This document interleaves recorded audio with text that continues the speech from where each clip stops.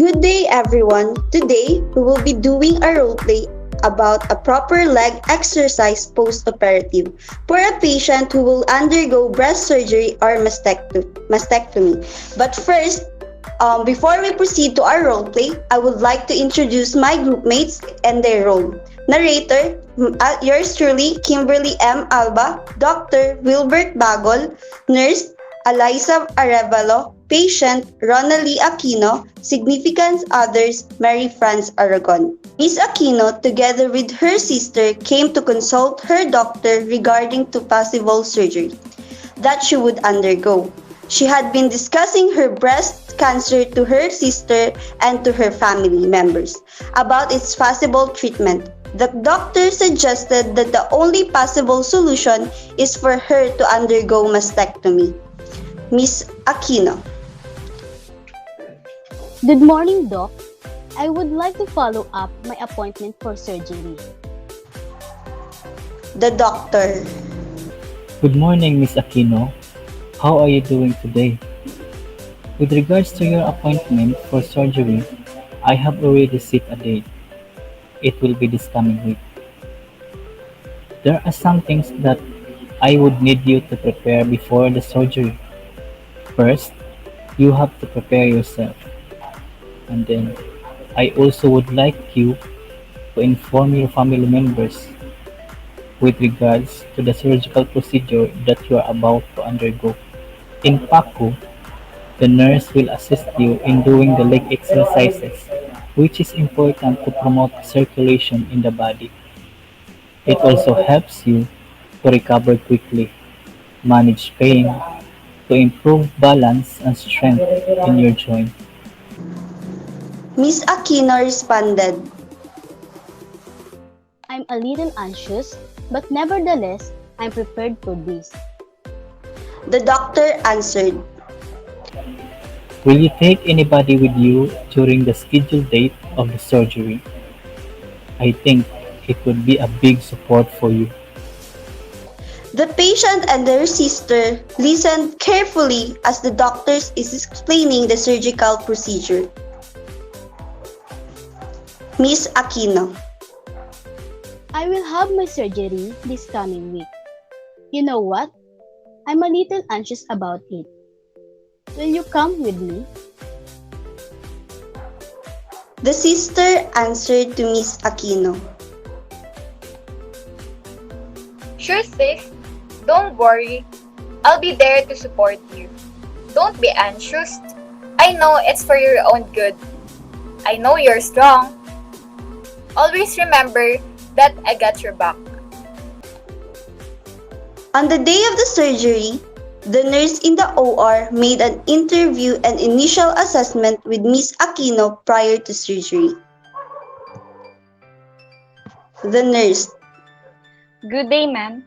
Are you Miss Ronali Aquino? Miss Aquino responded. Yes, nurse. I am Miss Aquino. The nurse asked. May I know when is your birth date? The patient answered the nurse. Yes, my birthday is June 21, year on 2000. Nurse asked the patient. I would also want to confirm if this is your signature. The patient answered. Sure, nurse. Nurse responded to the patient. Okay, thank you so much, ma'am. I wish you all the best on your recovery. Miss Aquino responded to the nurse. Thank you, nurse. After the surgery, the patient was transported to the PACU for further recovery. The nurse who is assigned to take care of the patient have to make sure that the patient need is attended. Part of her duty is to assess the patient in doing her leg exercise. It is also important to include the patient's significant others while doing the health teaching and performing the leg exercise, so that in the absence of the nurse, when the patient recovers fully, somebody can assess the patient to continue the exercise. This has to be done in order to stimulate circulation on the muscle. It can also help the patient to manage the pain, improve balance and strength in their joints. Nurse asked Miss Aquino. How are you doing, Miss Aquino? Are you doing good? Miss Aquino answered. I'm doing well. Thank you so much. I think the surgery went well, although I still feel a little bit of a pain on the incision site. After the nurse talked to Miss Aquino, the nurse turned to the significant others and said, Ma'am, I also would like you to take note while I'm doing the health teaching and performing the leg exercises so that when Miss Aquino is discharged, you can attend to her needs. significant others answered the nurse. Yes, nurse. That would be great. Nurse responded to significant others. Okay, so let's begin. As I have mentioned earlier, moving legs improves circulation and muscle tone. The procedure begins. First, please trace a complete circle with your great toe like this. Then repeat it 5 times.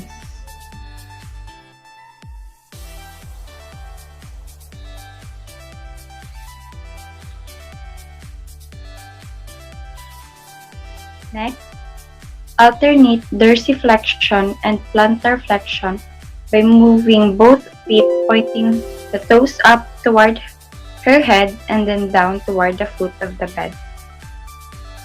Repeat it 5 times.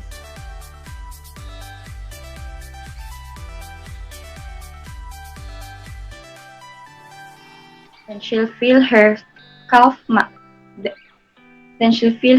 muscles alternately contract and relax. Then tighten the muscle one leg at a time.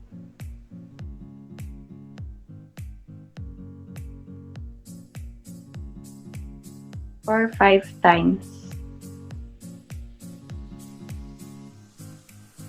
Bring the knee down toward the mattress and then relax.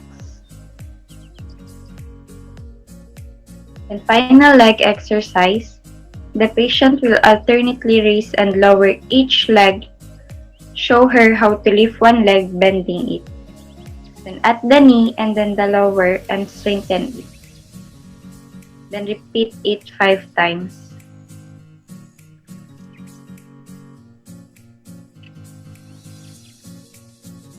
The patient and the significant others answered the nurse.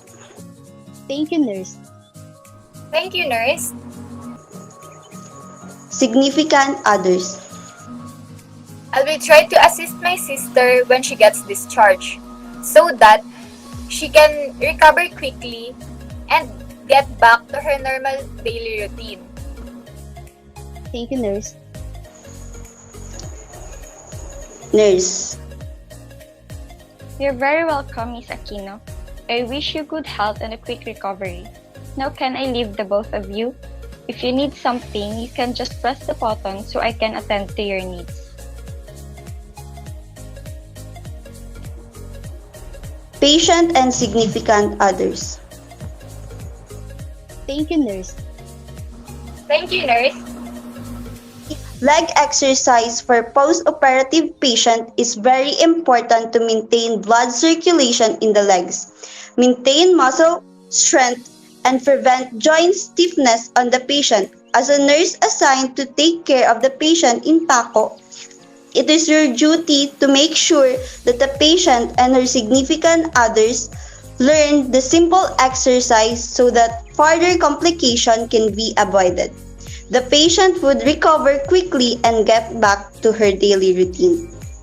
Thank you everyone, and that is the role play of Group 1.